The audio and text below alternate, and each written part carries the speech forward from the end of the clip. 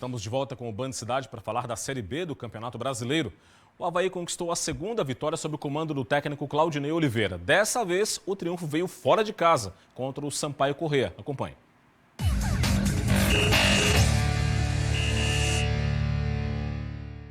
O jogo era na casa do Sampaio Corrêa, mas quem mostrou pressão foi o Avaí. O único gol da partida foi marcado aos 17 da primeira etapa. Gaston Rodrigues roubou a bola no meio-campo, passou para Valdívia, que encontrou Rômulo. O camisa 77 lançou na área e Gaston mandou para o fundo das redes. Getúlio teve essa chance de ampliar, mas foi na trave. Na segunda etapa, o Sampaio até tentou empatar, mas parou no goleiro Gledson.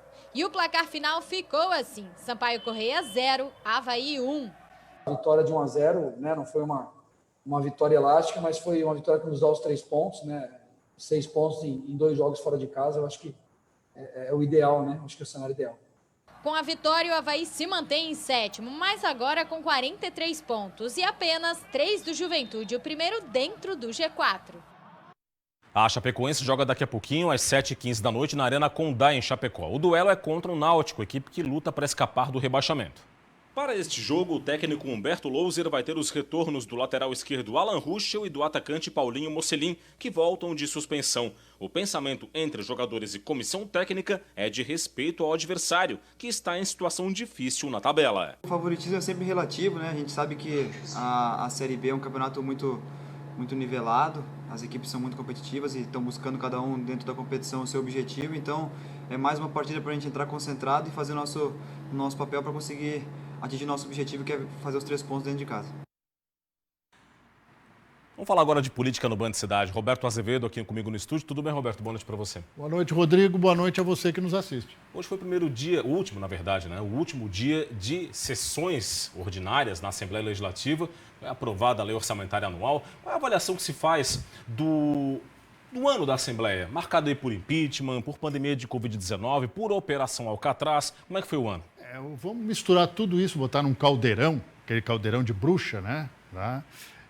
E colocar a seguinte situação: se você mistura a tudo isso pandemia, Operação Alcatraz, se você mistura tudo isso um ambiente político instável, provocando principalmente o legislativo, o governador do estado, o executivo, e junta mais um elemento fundamental: eleições. O que podia dar? Isso que deu. Nós tínhamos 4 deputados estaduais candidatos a prefeito. Se deram mal.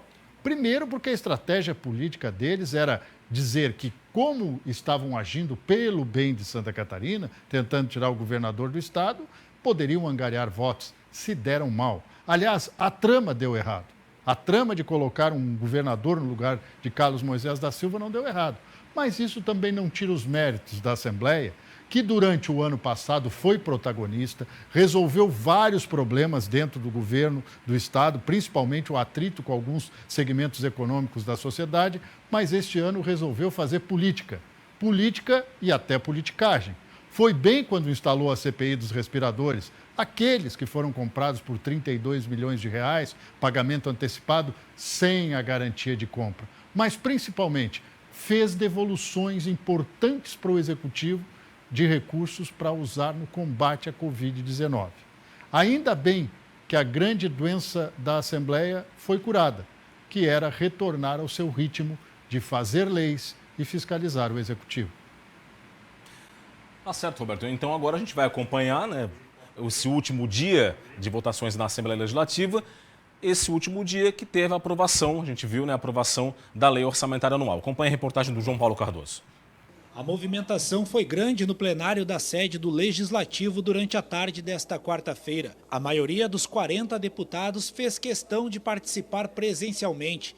Os últimos projetos de 2020 foram votados na sessão que começou por volta das 2 horas. Dos 35 projetos votados, 34 foram aprovados. Só que neste último dia de trabalhos na Assembleia Legislativa, os deputados estaduais se debruçaram mesmo sobre o principal projeto da pauta: a Lei Orçamentária Anual. É a norma que estabelece a receita e a despesa de Santa Catarina para 2021. A despesa total fixada é de 32 bilhões 143 milhões de reais. Para a saúde, serão destinados 3 bilhões 306 milhões de reais, 14% do que prevê a lei. A educação terá 5 bilhões 910 milhões de reais. Outros 260 milhões servirão para pagar as emendas impositivas, aquelas definidas pelos deputados e bancadas. Outra parcela significativa vai para o repasse aos poderes judiciário e legislativo e aos órgãos com autonomia financeira, Ministério Público, Tribunal de Contas e Universidade do Estado de Santa Catarina. Para investimentos, o Executivo terá menos recursos em função principalmente da dívida com a Previdência dos servidores. Antes de começarem o recesso, parlamentares avaliaram os trabalhos do Legislativo durante o ano de 2020.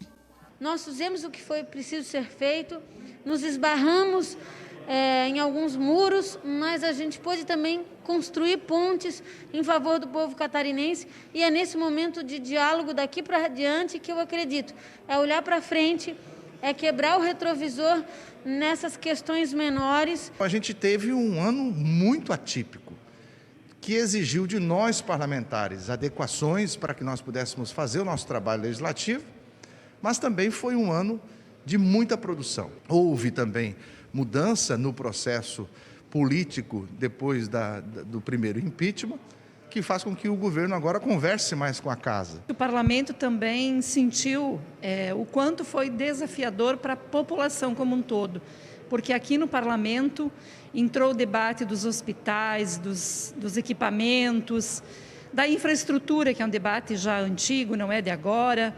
Enfim, acho que fomos vencendo com muito debate, com muito protagonismo e enaltecendo o papel do parlamento catarinense. Uma crise política e uma crise sanitária que nos tirou, infelizmente, o foco daquelas mudanças e projetos que eram realmente estruturais, como, por exemplo, a reforma da Previdência, que infelizmente não foi votada e continua sugando dinheiro da saúde, da educação e da segurança. Eu espero que ano que vem nós possamos nos dedicar a esse tipo de reforma estrutural. O recesso dos deputados estaduais vai iniciar no dia 21 de dezembro e vai até o dia 31 de janeiro. Quando retornarem no dia 1º de fevereiro, terão a missão de escolherem o novo presidente da Assembleia e a mesa diretora. E aí, Roberto, o que é que dá para falar sobre esse orçamento para 2021? A lamentável realidade que o governo tem, Rodrigo, 0,03% para investimento. E aquela informação que o deputado Bruno Souza falou agora é fundamental. Cadê a reforma da Previdência dos servidores públicos? Foi jogada por debaixo do tapete, porque os deputados tentaram modificar o que o Executivo havia enviado para o Palácio Barriga Verde. E até agora não se viu movimento nenhum. Tudo bem que foi um ano de turbulência política, um puxando para o lado, o outro para o outro, tentativa de retirar o governador do cargo, etc. e tal.